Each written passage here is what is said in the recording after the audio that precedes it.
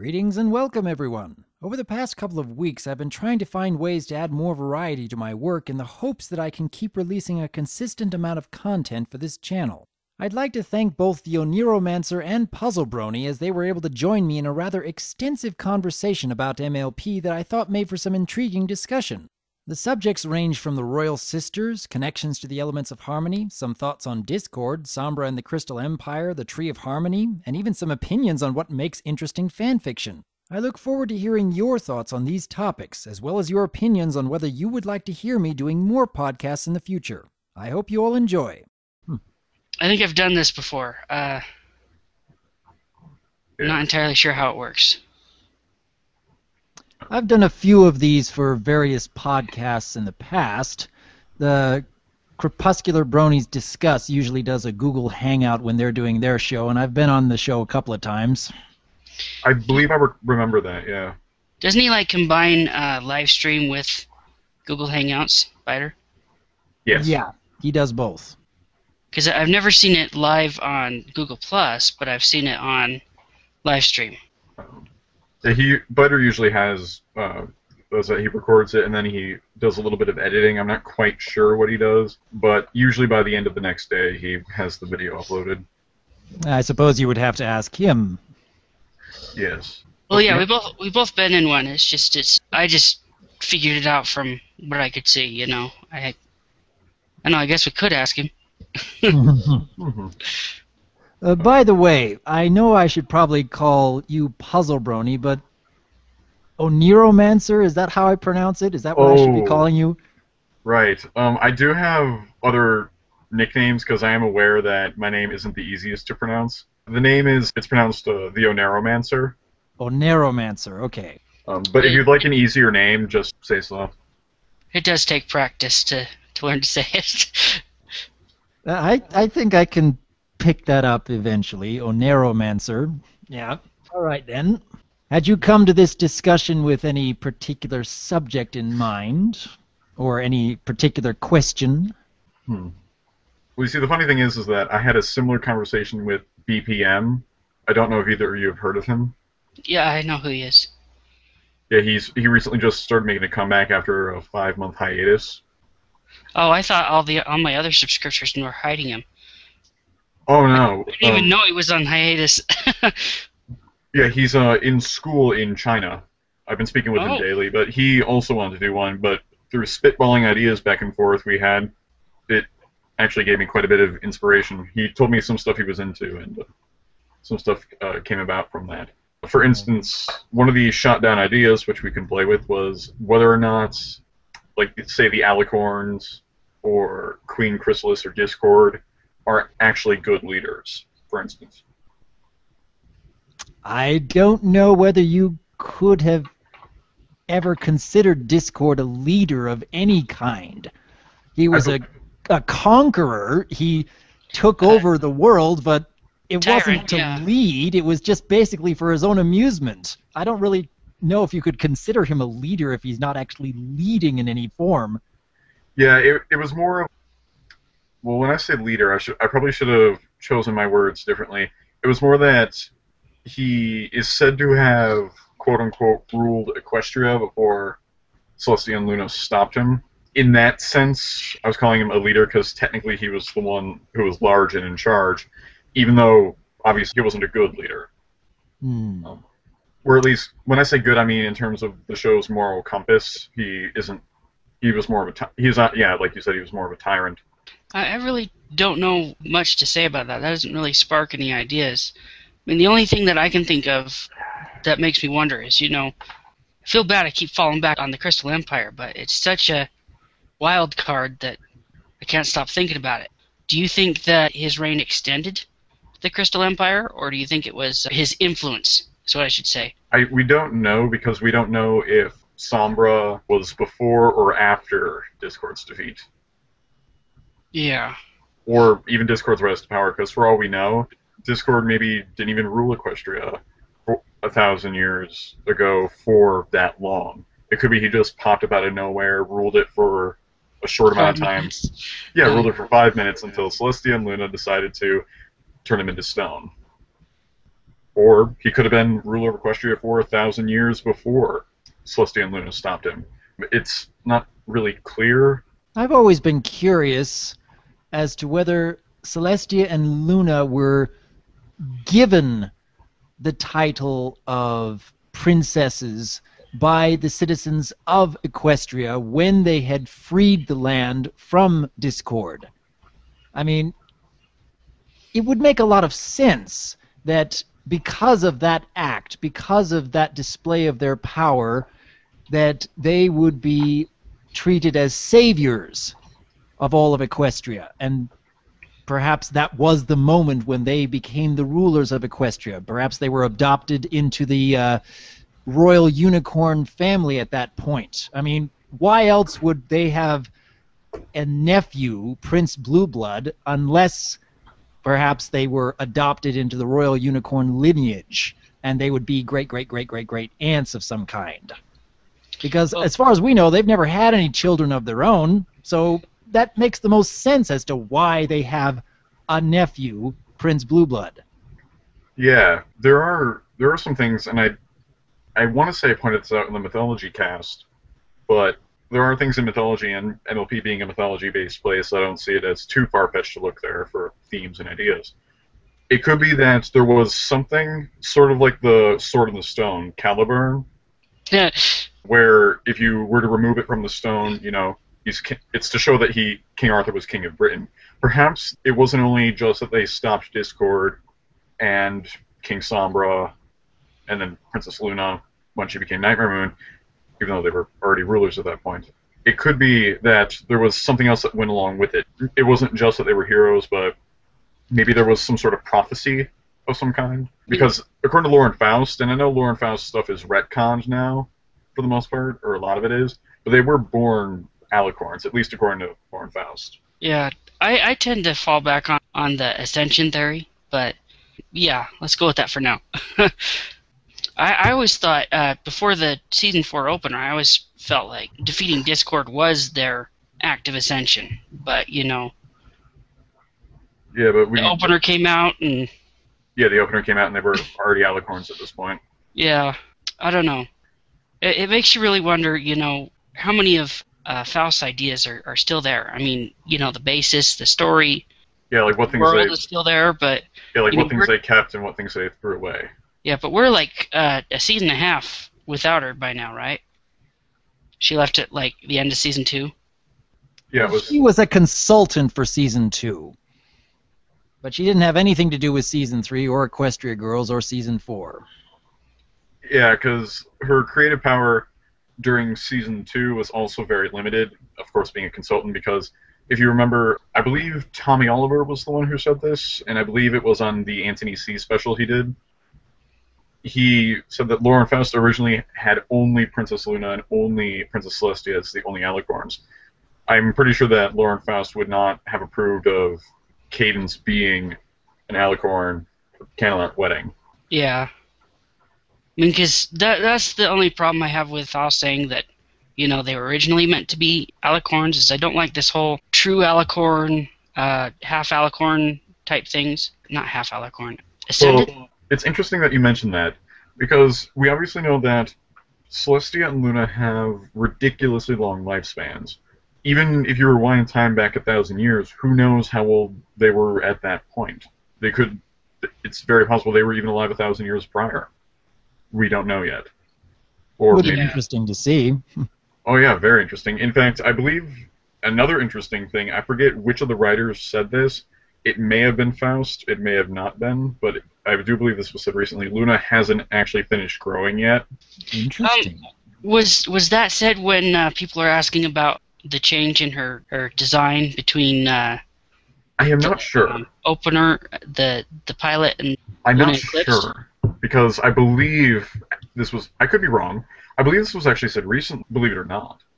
But the thing I wanted to bring up about that, to your point, was that, remember at the end of Season 3, there was massive concern about Twilight outliving her friends?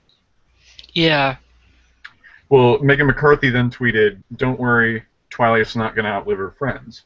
And I would think that Cadence is the same story. I would think that she has a normal lifespan just because why would you want to outlive your husband, for instance? Well, what if it's a choice? Well, I think Twilight would have been presented with that choice, if you know, during Ascension, because that's probably when they would give it to you. There is another possibility, though.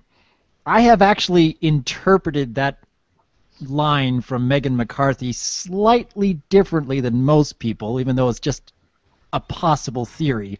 And I did talk about it very briefly in one of my videos. I've always been curious about why Princess Celestia and Princess Luna have these incredibly long lifespans when so many other creatures throughout the world of Equestria don't seem to.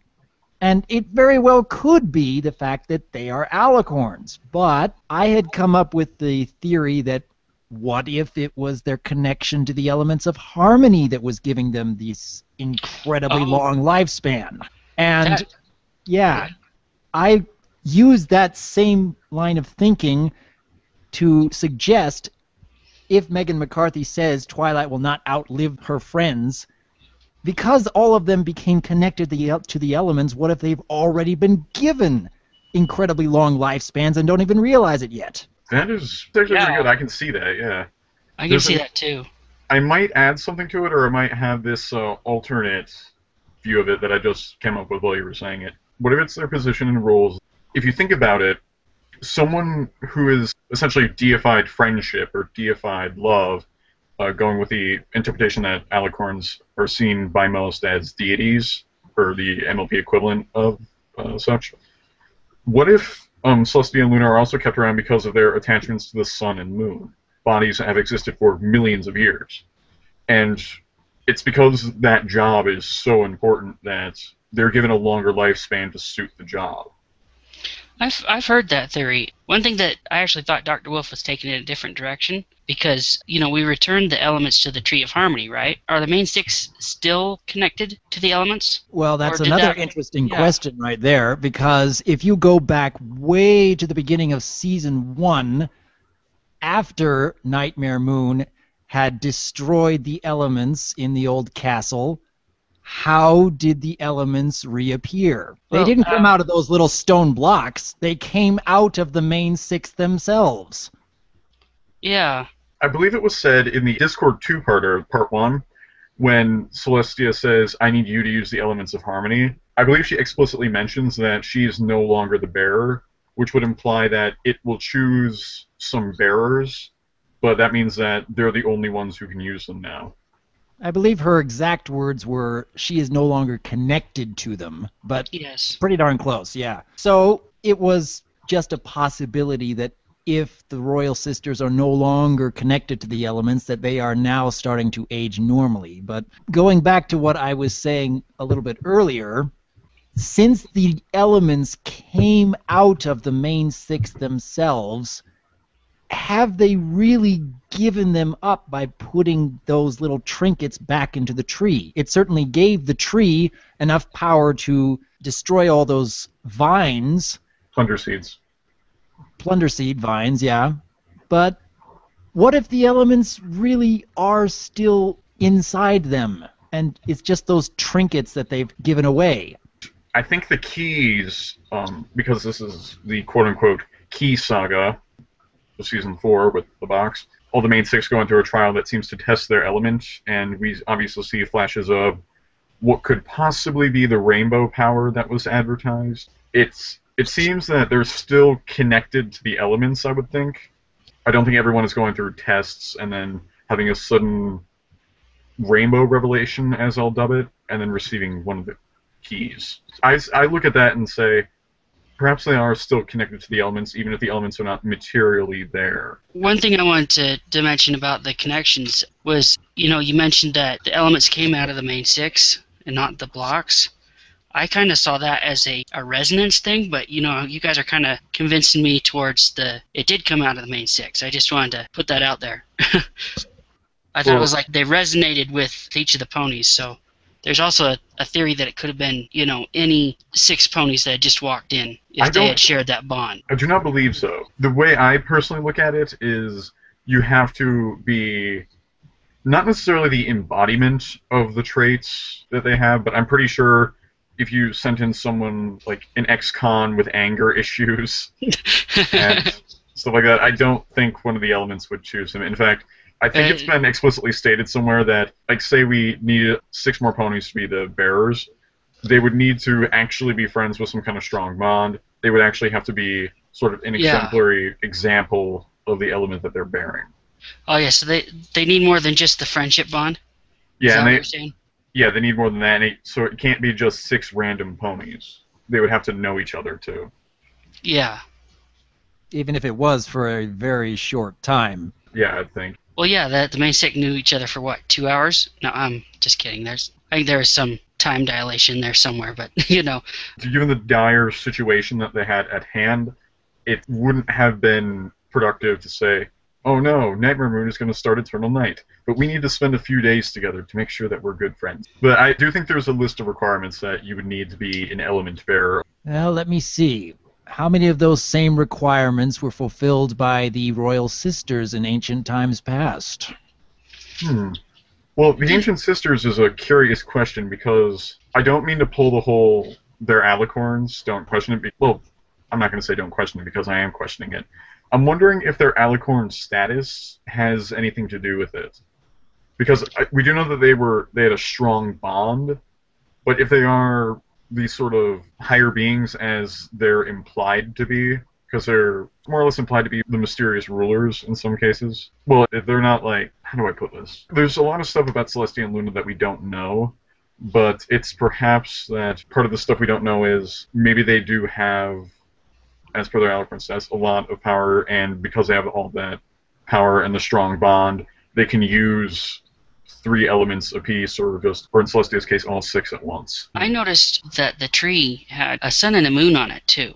Do you think that had anything to do with it? Kind of like how Twilight went up to the tree and says, "My cutie mark." Well, Celestia's and Luna's were on there, too. Indeed. Do you think that yeah. Maybe because someone took a picture of the image where they're about to defeat Discord for the first time 1,000 years ago, and they matched up the shapes and the colors and determined which elements were used by which sister. And it could be that the element they embodied, where it's like instead of Luna embodying, say, loyalty, honesty, and generosity, I believe.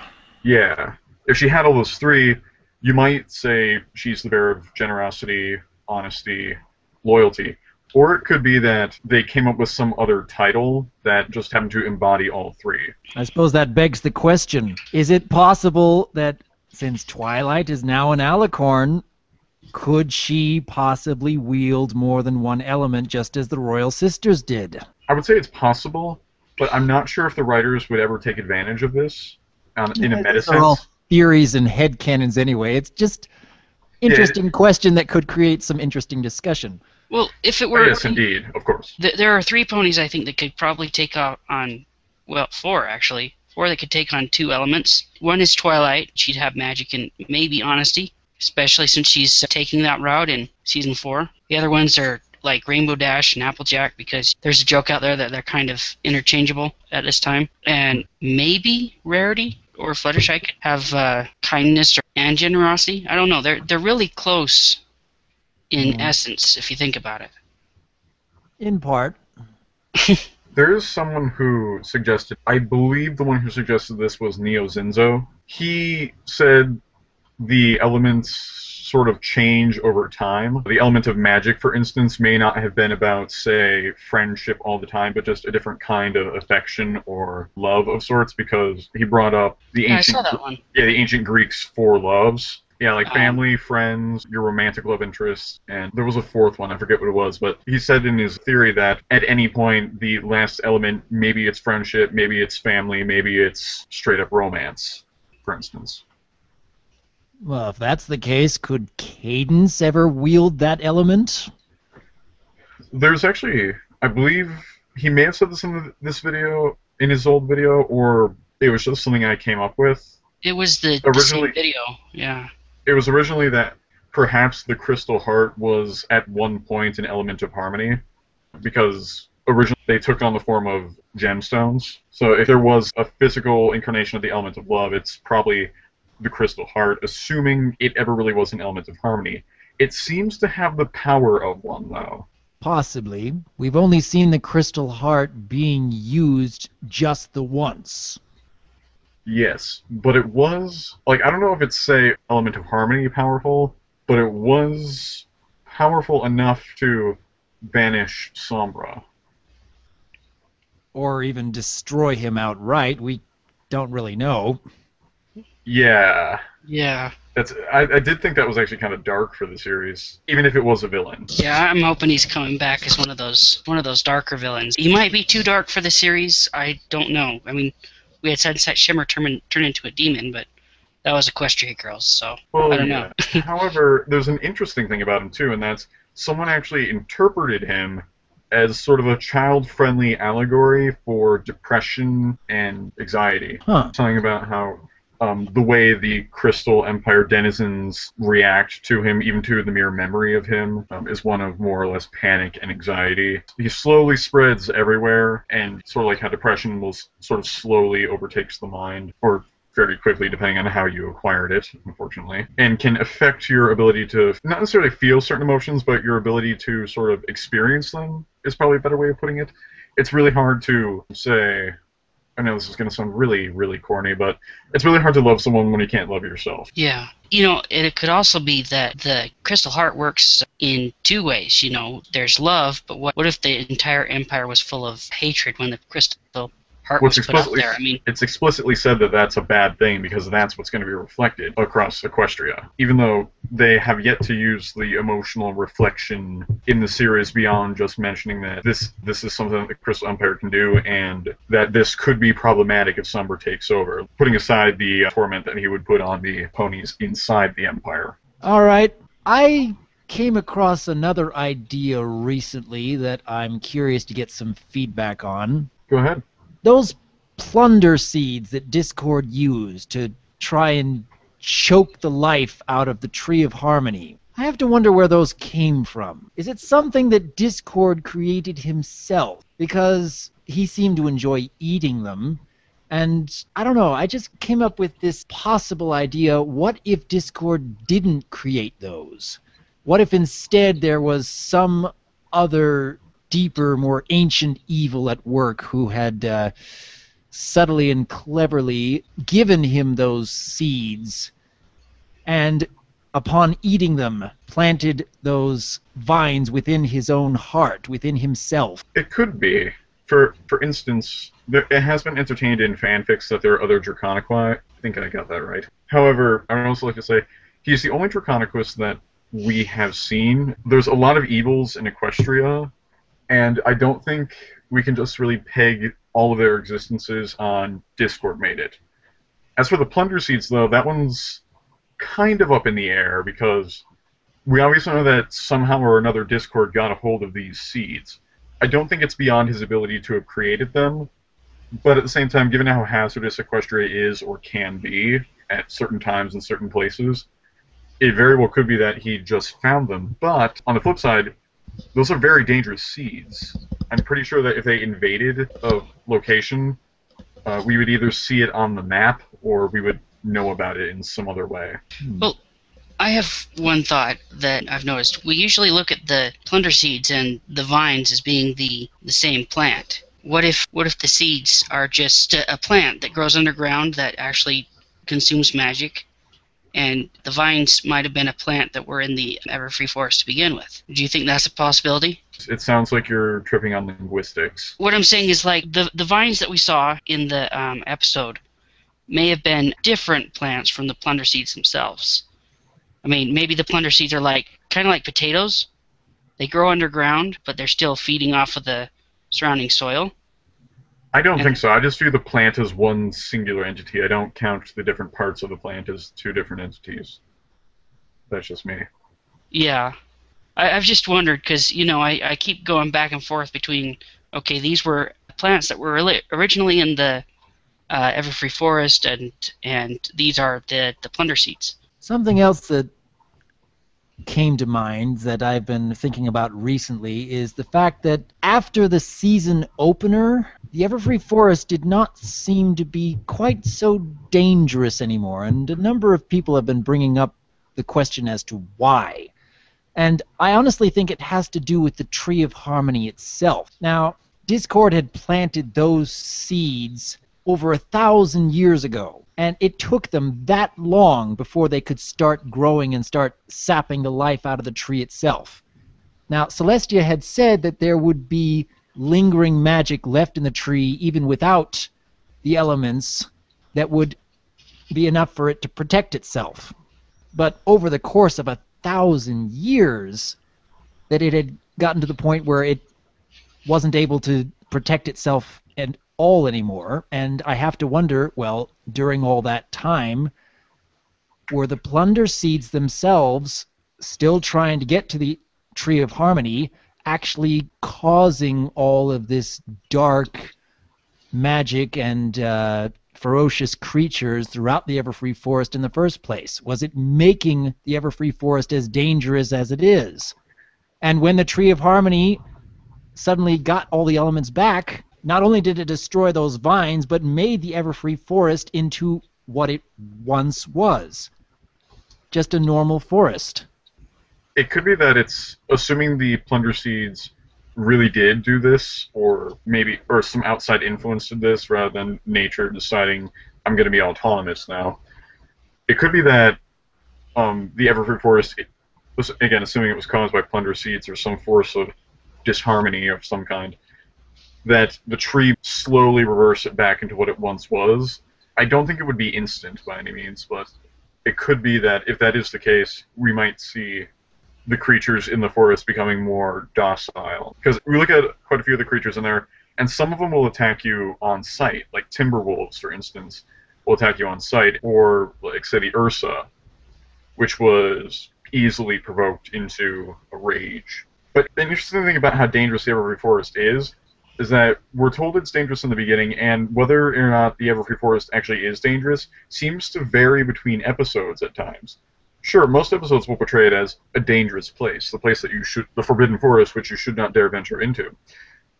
However, there are other instances where some people have just been able to walk in and come out no problem. For example, like Apple Bloom in the Cutie Pox. She manages to just sort of walk in there, and Sweetie Belle and Scootaloo don't really seem to stop her, but the worst that happens to her is that she trips and breaks a tooth. She doesn't really encounter any ferocious beings or anything like that, but then again, that could be just because that's where Zecora's hut is. I don't know. I think Zecora would have prepared the path so that maybe she could have visitors. I don't know. It could be, because even on the way to her house, there was originally a lot of poison joke. Then again, I'm certain that if people were suddenly more open to her, she'd be visiting Ponyville more often. Maybe she has a method to clear out poison joke. I mean, the fact she harvested it, yeah. But it's kind of weird. On another instance, Spike just seems to...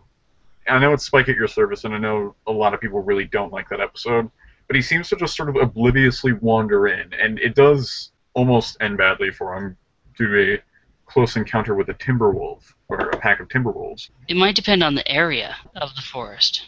Yeah, it might depend, because I would think that Zecora probably isn't located on the other side of the forest, over the woods and through the hills, through all the hazards of Everfree, for instance. Well, we haven't seen anything dangerous from the Everfree Forest since the season opener. I mean, the very next episode, Castlemania, has all the main six just casually strolling in towards the castle. No worries. Yeah, and on top of that, some of them seem to have strolled in during the evening. In fact, I think they left the castle during the evening. Yeah. In fact, one of the things that I was wondering, when Celestia sent Twilight that letter saying, "Oh, there's an ancient library out there in the Everfree Forest," I just kept wondering, why didn't you tell her about this before? Because they obviously went into the forest at the beginning of the entire series. Or how about this? Why didn't they go back in and take some of the valuable books? Or at least I would think that the books are valuable enough to the point where they'd be worth retrieving. Especially since, like we said, the main six seem to have no problem just strolling to this place at night. Or even walking around the Everfree Forest at night to this path, because they obviously left the castle at night. And then have been back to the castle on 2 occasions this season alone. So I would think that it probably wouldn't be too much of a bother or too much of a danger even just to go back and retrieve some of those more valuable books or other things. But then again, we also have to remember MLP is from a staff of writers. I remember getting into, believe it or not, a Star Wars argument with someone where we were talking about meta interpretations, and then I just realized MLP is the exact same way with this, so it's kind of like there are so many writers that things are bound to become inconsistent at some point. I believe some of the analysts, forget who, but one of them reviewed the writers themselves. And a lot of people in the analysis community will say, for instance, this writer is the best with characters. Like M.A. Larson is usually thought of as the best character writer in MLP. Dave Polsky is by some regarded as the most humorous writer of the MLP writing staff. I think it's just inconsistency based on who's writing the episodes. In some instances, the Everfree Forest is a lethal, scary, and dangerous place. In other instances, it's something you can casually stroll in and find ancient and dark secrets. I never really notice who the writer is until like the episode is over, or I like go to another analyst channel. The Voice of Reason mentions the artist a lot, and Tommy Oliver does, but I think was it the Voice of Reason that pointed out the traits? I believe the Voice of Reason was the one who did the writer's reviews. I could be wrong. I think Buck did a few of those as well. Oh, wait, it may have been Buck, actually. I know Voice of Reason does talk about the writers a lot, but I know one of the two specifically did writer reviews. I forget when they did this. I believe this was after Season 3. They posted these reviews, but before Season 4. Do the writers change with the seasons? I've noticed that, we don't see certain writers anymore. Yeah, I know Larson isn't there, and they did get a few new guys on the team. I'm not quite sure who left, and I'm not quite sure who the new ones are. To be honest with you, though. There's Josh Haber, but I think that's the only one I know of that's new. There was more than one. I recall there was another new writer. I forget her name, though. Ed Valentine, Natasha Levenger. Those are two I remember. Yeah, I think it was Natasha that I was thinking of. For new writers, they're actually pretty good. They seem to... Some of them, at least, seem to get the characterization down really well, like in A Flight to the Finish. Ed Valentine was actually really good for a new writer on the show. I have to wonder if Hasbro has changed any part of its screening process for new writers over these last seasons. Possibly, because I know writers, according to Hasbro, I believe, issued this, said that they're not allowed to read fan fiction, for instance. Yeah, I wonder if that's true for all fan work. Is it just fan writing, or is it fan art? Our analysis videos. No, I know that there are certain members of the show staff who have watched fan works and even analysis videos. I can see how they wouldn't want to steal ideas, for instance, or at least not fall under that accusation, because I think that's maybe considered shady territory, or...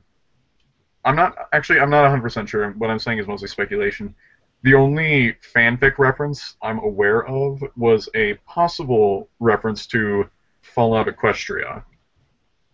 Even then, that's a real stretch if you're talking about It's About Time, that episode. Yeah. I will admit, it is kind of a stretch. It could be seen as one, but I will admit that it's one of those maybe it is, maybe it isn't. Probably leaning more and it isn't. I got a completely different reference from that scene. If you're talking about Twilight in the jumpsuit, right? Yeah. Bodysuit. Yeah. Yeah, I always thought that was like a Terminator reference, but I don't see it. Yeah. Personally, I mean. Then again, I haven't really seen Terminator. I've only seen parts of the beginning scene. Well, I've told this to other people, and they say, well, when the Terminator went through time, he was naked, so... I believe I mentioned that. Yeah, you did, I think. I think it was you. The analysis community isn't the first thing you think of when you think of the MLP's creative bronies, or as John Delancey put them in the beginning of the Brony doc, the ones who create content and fan art, fan fiction, and all that stuff. I know analysis bronies are not the first thing that people think of, but for those that do see it on the staff, I almost have to wonder what their reaction to it is. Do they view it as sort of a constructive critiques? Well, when they are constructive. Do they think it's a bloody bane of the writing process to know that someone out there is going to be nitpicking? Well, yeah, it's kind of like nitpicking. I'm not belittling the writers, of course, by saying that they can't handle criticism, but it's more like maybe they'll have to listen through what may very well be unconstructive criticism or needless criticism. Isn't that what their Twitter counts are for? Yeah, I've seen that. I do like how some of the writers are actually pretty witty about that.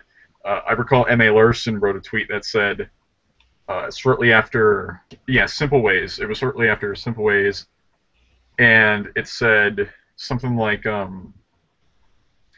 don't know what a waifu is, but I hope Trenderhoof steals yours or something. All of them. Yeah. Yeah, I do think that's funny, and I do feel that sometimes the Brony community can be a little melodramatic over certain issues, and I've been in the Rift Cafe enough to know that there may be some things in there can be small issues with the episode, but they'll kick up this huge debate. Yeah, I've seen that too. I'm trying to imagine if I've ever become dramatic over something that I didn't like about an episode, if I've ever really tried to ramp up the drama over something. I don't know if I ever have. You seem very calm in your videos. Yeah, this isn't to say that you don't, or we don't feel that you aren't feeling anything, so to speak. So I don't know what would, for you, be considered drama. I have noticed that you've started joking a little bit more, and I like it because it takes me off guard. I'm not ready for it, so that makes it even funnier. But I've never heard you openly rail on anything.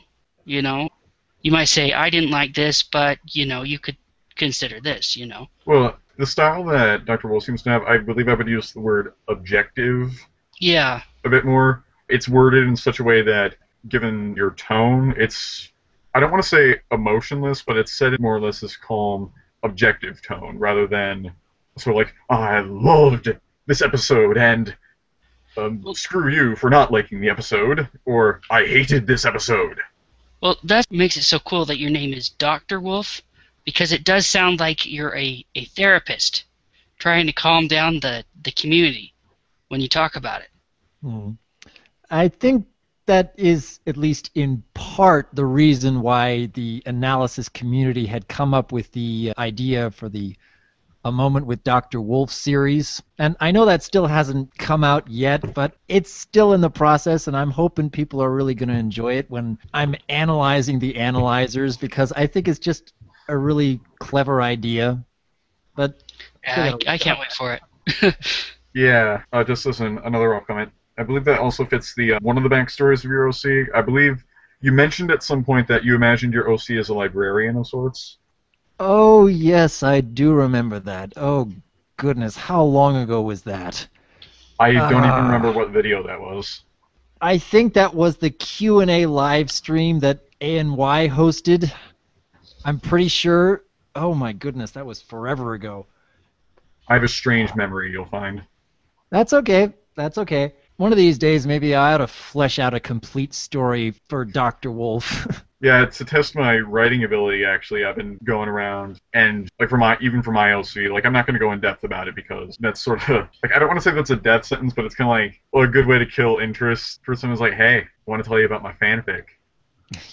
Yeah.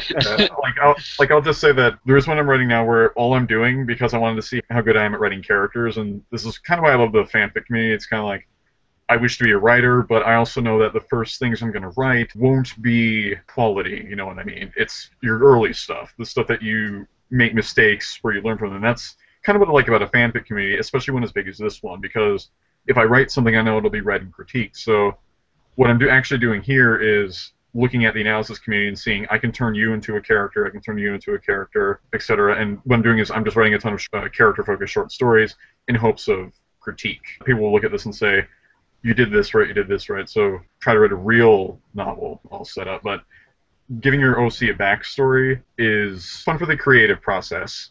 because it just gives you a ton of ideas. And I do love to see a well-written OC, so to speak. I always thought it was kind of strange. I mean, when I created this character, I always thought, this is me if I was in Equestria, but all of a sudden I've got all these extra details that I'm adding in, and then I'm not so sure if it still is me. You know what I'm saying? Yeah, some of the stuff you obviously have to change for sake of backstory, or because obviously Equestria is not Earth. For example, I do the same thing with my OC, but it's just sort of rigged so that it's me, but in a different setting, is how I would put it. Yeah.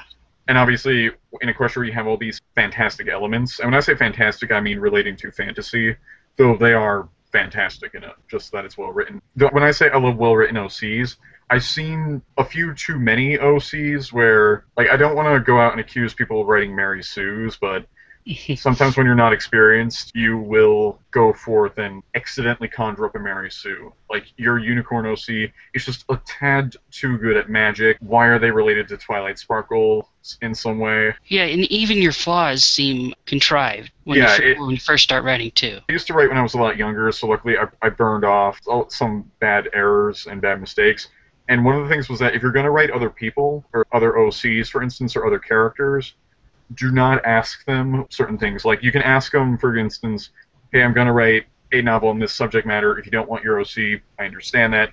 But don't ask them, like, ooh, what do you want your superpower to be? Or things like that, because you'll end up having, soon enough, a Mary Sue who just is a touch better than everyone else, and you know that they probably rigged it that way. But I've noticed in a lot of fanfics, they don't write a realistic, say, unicorn, a realistic Pegasus, or a realistic Earth pony. There's always just something special about them. But on the other side, I can kind of see why you'd want that, because we all like to be, quote-unquote, special in certain matters. And there's nothing wrong with that. But I do admire well-written creativity when I see it, is essentially what I'm getting to with this talk of OC. Yeah. All right. Let's see. I think I'm going to have to call it short